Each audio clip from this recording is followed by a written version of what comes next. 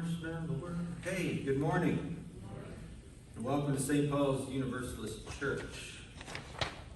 Several announcements. Today is our annual holiday luncheon. Looks like the snow may have kept a few people away, so I hope you brought your appetites.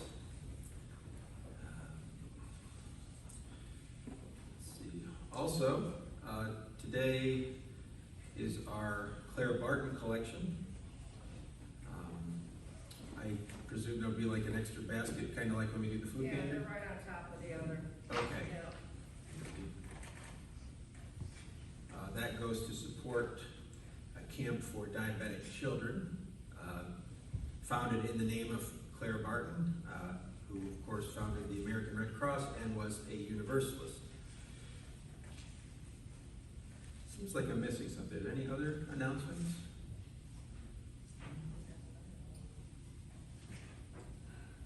All right.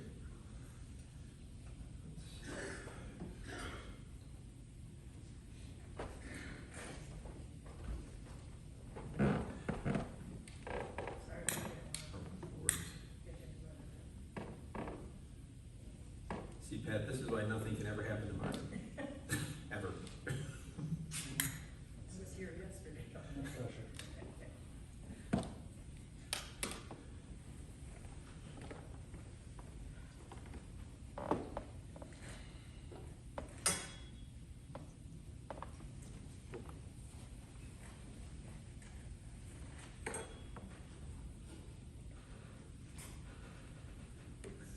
Is there an extra handout of the week? I thought I had it up here. Thank you, Mark. It has a message. We're in the third Sunday, the season of Advent.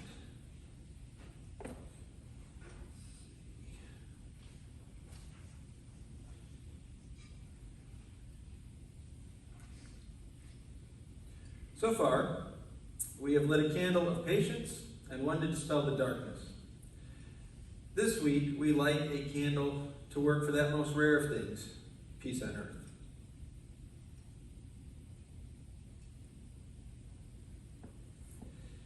Please join me in the words. In this holiday season, may we find peace inside ourselves, may we be peace for those around us, and may we renew our commitment to bring peace with justice to our community and the world. May we be peace. Please join us for the first three verses of Star Child.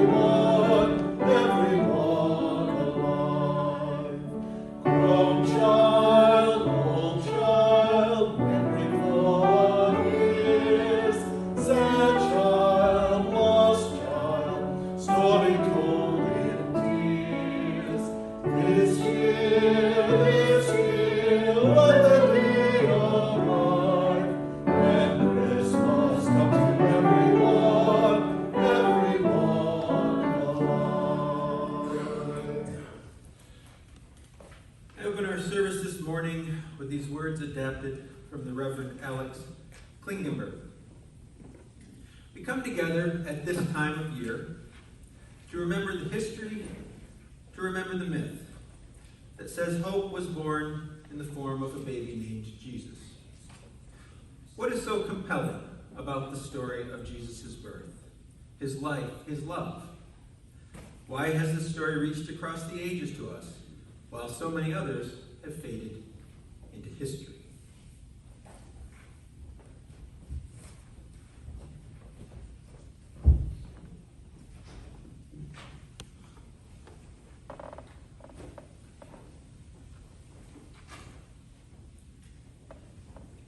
It's our custom, we open with the lighting of our chalice. And as I do so, I invite you to join me in the words. May this flame, symbol of transformation since time began, fire our curiosity, strengthen our wills, and sustain our courage. And our opening song is number 232.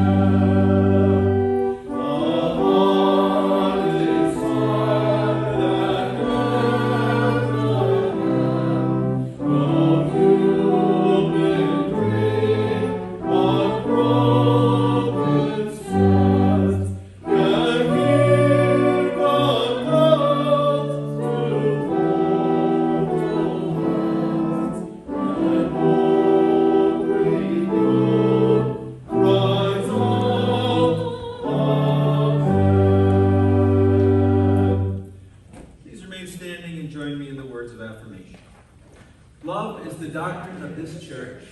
The quest of truth is its sacrament, and service is its prayer. To dwell together in peace, to seek knowledge and freedom, to serve humanity in fellowship. To the end that all souls shall grow into harmony with the divine. Thus do we covenant with one another and with our God.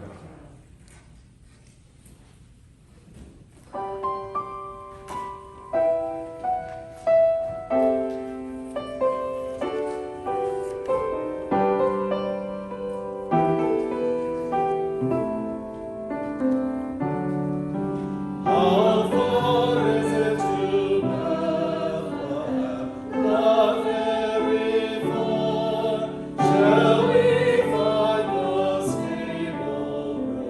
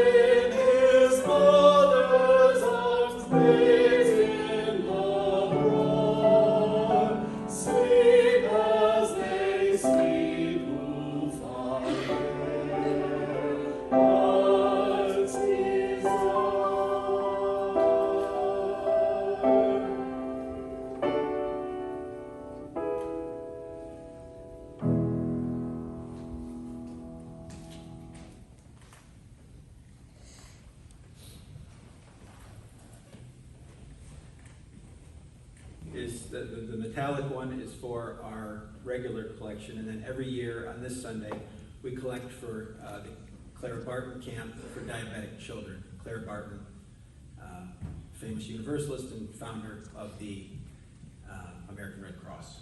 So let us give and receive those offerings to support the work, the wonder, and the witness of this community.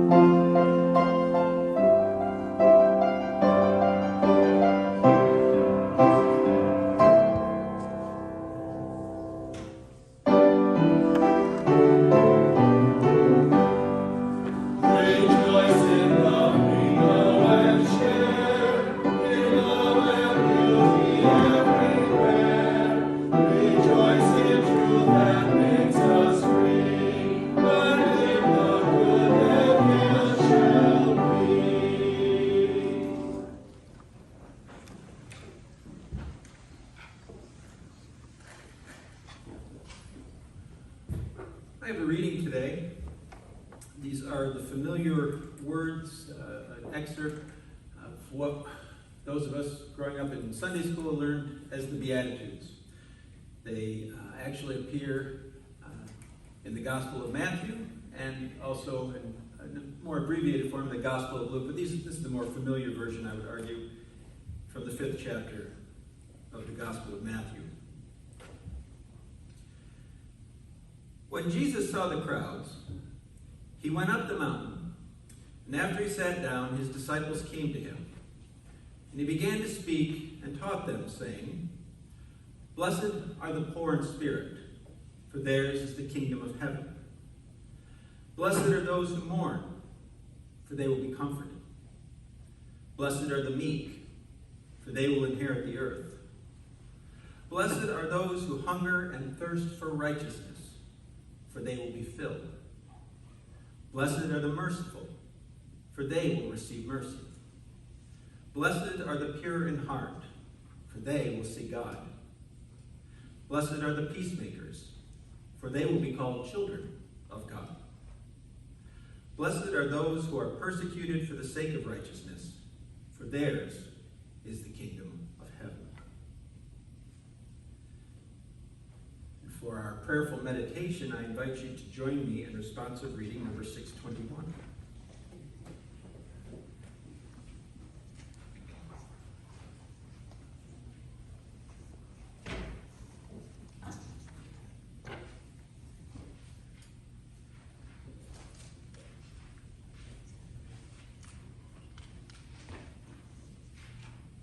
Why not a star?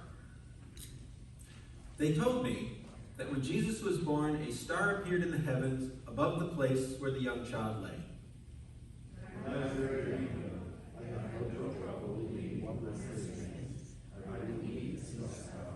It was a wonderful miracle. part of the long ago story foretelling an uncommon life.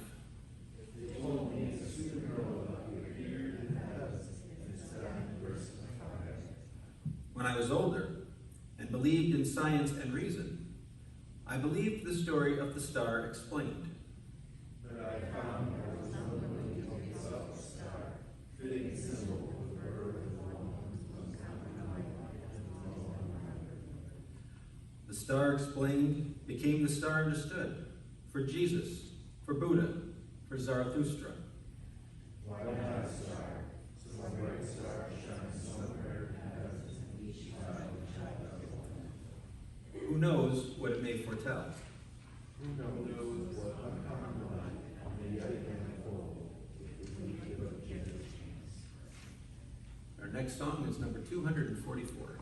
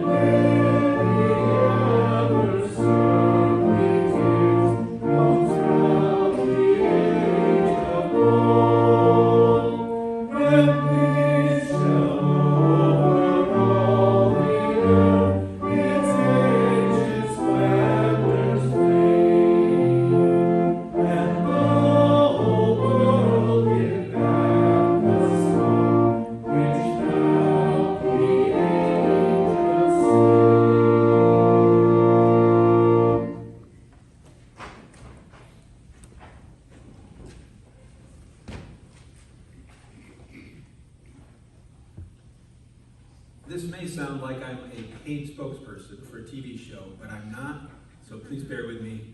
You'll understand in just a few seconds. Earlier this year, I heard about a show called The Chosen. It's the first multi-season television series about the life of Jesus and his followers.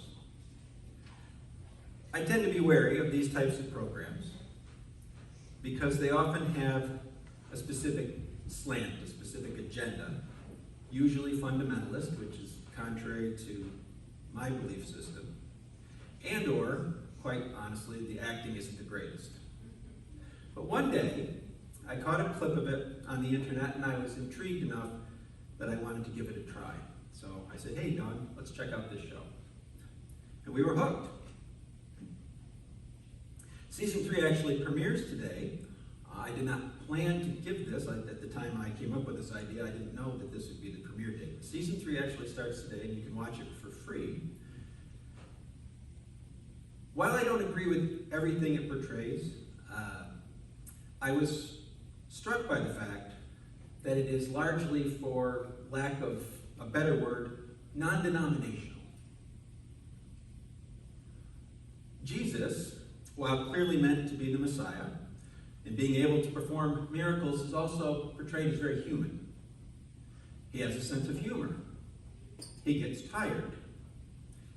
He sometimes gets a little frustrated with his followers, that they're not quite picking up what he's putting down, as they used to say. And those followers are relatable, despite the fact that, they're in the first century and here we are in the 21st. They're relatable to us. These are men and women with the same types of issues that you or I might deal with. Families, jobs, and the daily ups and downs of life. And the story is often seen through their eyes.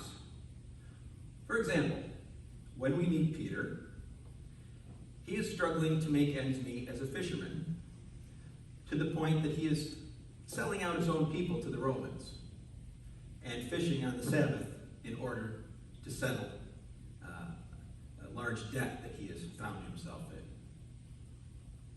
And Matthew is what we today would call a person with high-functioning autism. He's also a tax collector. As much as we don't like tax collectors, the Jews of the first century really didn't like them, because not only did they come looking for money, they were coming looking for money for the occupying Romans. So if you were a tax collector, you were essentially working for the enemy. In any case, when Jesus asks Matthew one day to follow him, Peter objects. "What are you doing?" Peter asks. "This guy's a tax collector. I don't get it." To which Jesus replies, "You didn't get it when I chose you either." "But this is different," Peter says. "I'm not a tax collector." At which point Jesus turns to him and says, "Get used to different." This dialogue, of course, is made up by writers of the show. The bottom line is we can only speculate. We don't know what any of them, including Jesus, really looked like. Outside of the Gospels, they have to speculate. I have no idea. We do know that Peter was a fisherman, and we do know that Matthew was likely a tax collector. But was he on the autism spectrum? That's probably added for flourish. But what I'm getting at is that expression. That really stuck with me. Get used to different.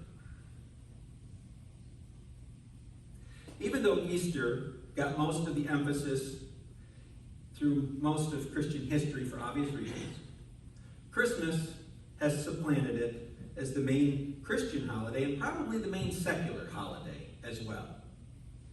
I'm trying to think of any other day when everything, other than maybe, hospitals and emergency facilities are closed, other than Christmas. The irony is that most scholars believe Jesus was likely born in either September or perhaps March. But the gospel writers were way more concerned with theology than dates and times. I won't bore you with the details as to why December 25th ended up as Jesus' birthday. Here it is Christmas time. And we hear it every year. Keep Christ in Christmas. That Jesus is the reason for the season. I confess that I've always had a complicated relationship to the figure of Jesus of Nazareth. I think a lot of people who come to our denomination as opposed to being born into it may feel that way. One thing about Jesus is that whether you believe in his divinity or not, he cannot be ignored. His historical, cultural, and religious influence is immense. Number one out of the 100 most influential people in history, according to Time magazine. They crunched it all through an algorithm, and Jesus is at the top of the list. But the reason why that influence has continued where others were perhaps lost to history, I think can be summed up in that phrase, get used to different. Now, I don't know if Jesus ever uttered those exact words to Peter or any of the other apostles, but it's kind of the underlying thing. Get used to different. This is a different thing. And what was so different anyway? There have been thousands of prophets in human history. What makes Jesus stand out? The easy answer is to say, well, he's the Son of God. But not everyone subscribes to that, especially in churches such as ours. But divine status aside, there would be no Unitarians, no Universalists without Jesus. And his message remains. That is what is different. And it challenges us to think differently and to love differently. At a time when his people were expecting a great warrior who would liberate them from Roman oppression on the battlefield, Jesus comes in the humble form of an infant son of refugees. When he enters the holy city, near the end of his life, he rides a humble colt, not a mighty war horse. He routinely was found among the sick and the downtrodden. He hung around with the types of people that most folks would prefer to avoid or ignore. When the religious authorities questioned him about this behavior, he replied, "Where is a physician most needed, among the healthy or the sick?" And his followers were not a uniform group, but an eclectic mix of people from different walks of life. Fishermen, a tax collector, a religious zealot, probably a couple of merchants. Some were likely literate, others probably were not. The idea being that his message is not just for one specific group, but for everyone. And at a time when wealth was associated with success and with God's blessing, Jesus said to instead focus on the poor. In the Sermon on the Mount, he includes not only the poor, but also the meek, the mourning, the peacemakers, not the people you would necessarily think.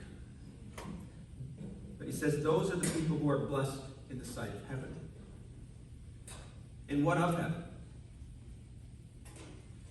Jesus was always talking about the nature of the kingdom of heaven. He said that the kingdom was at hand, that it was not in some distant place, but within us. And he recognized that we are all children of God and have that potential within us. And at a time when women were often seen as second-class citizens, Jesus valued them. One of the first people outside of his immediate followers, who he reveals himself to as the Messiah, is a woman, and not just any woman, but a Samaritan, a group who were hated by the Jews. Lowly, backward-thinking half-breeds who, did not practice Judaism the way it should have been. And not only that, a Samaritan woman who was a social outcast, having been married 5 times, and at the time living with a man who was not her husband.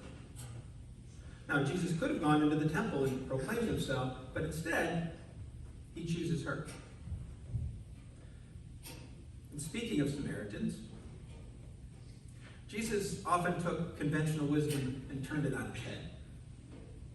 In the parable of the Good Samaritan, it is not the supposedly upstanding priest or the religious scholar who shows love for a man set upon and left for dead by robbers, but rather a Samaritan.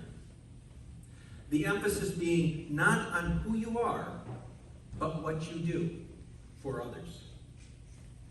And in the story of the prodigal son, Jesus focuses not on the dutiful son who follows his father's wishes, but rather on the son who squanders his inheritance and comes crawling back, begging for forgiveness. Radical forgiveness. That was certainly a different message. Showing love and compassion for your enemies. Turning the other cheek. Focusing not on the speck in your neighbor's eye, while ignoring the metaphorical log in your own.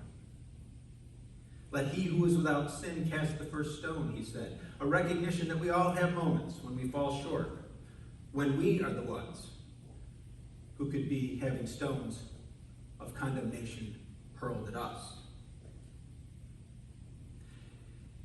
These teachings and the example of Jesus have challenged people for nearly 2,000 years, and they continue to challenge us today. Look at our world, or just look at our country. Do we love our neighbors? Most of the time we struggle to even tolerate them. If you want to test that, try to pick up some groceries while people are Christmas shopping this time of year. We honor the bold, the warriors, the deliverers of vengeance, not the meek, the peacemakers or the merciful. And look at our popular entertainment. We cheer on characters who kick butt, take names, and give people what they've got coming to them. We still tend to equate wealth with success and look down at the poor, even as we promote systems that make that gap between rich and poor wider and wider. And forgiveness is often in short supply. If we look deep within ourselves, how quick we are at times to see the shortcomings of others while overlooking or downplaying our own. And turn the other cheek? Yeah, right. I'll pick on myself. Earlier this week, I had a student really mouth off to me, even threatened to punch me. Even though I was fuming inside and presenting as cool on the outside, I made the right choice and walked away. But if I'm being honest with myself, about 20% of that was trying to turn the other cheek. The other 80% was about not having to meet with human resources.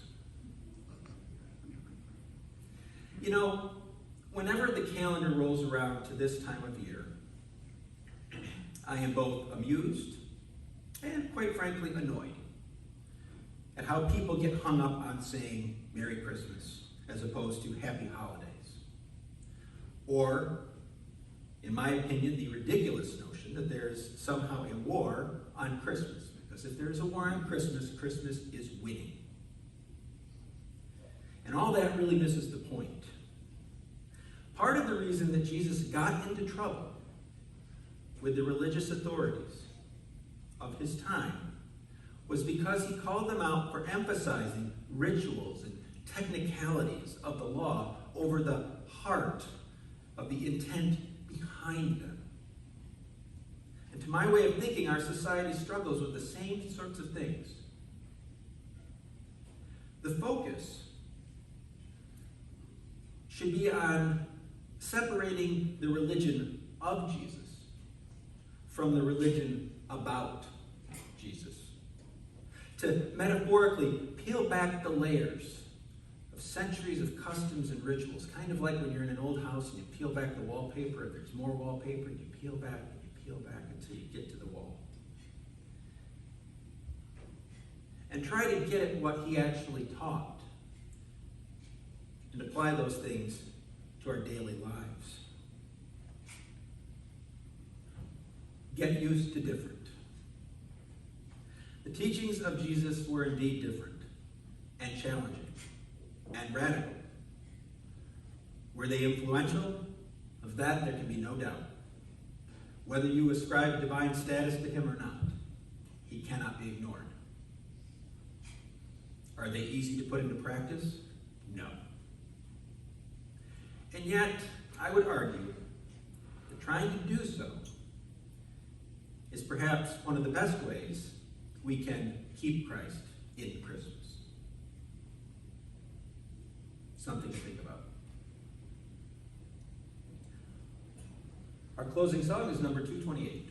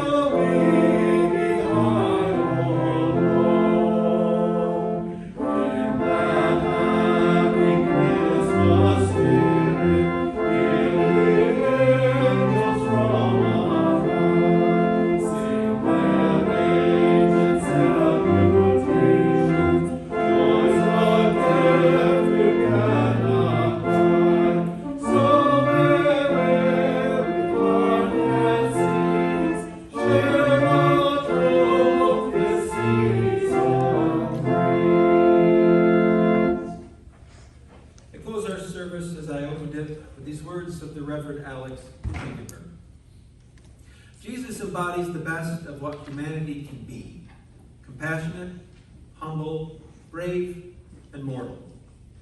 Jesus asked us to make the most of our life, to create joy where there is pain, to care for the poor and question the powerful, and perhaps most importantly, to question the purpose of our own lives. What will we leave in our wake? In whom will we be reborn? What light can we bring to the darkness?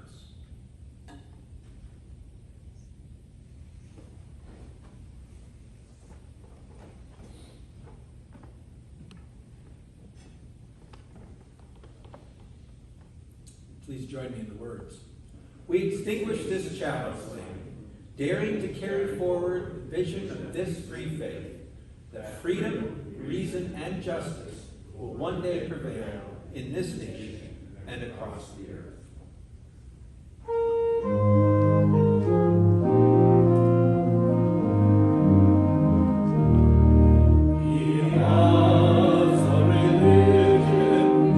Sunshine was everywhere, its temples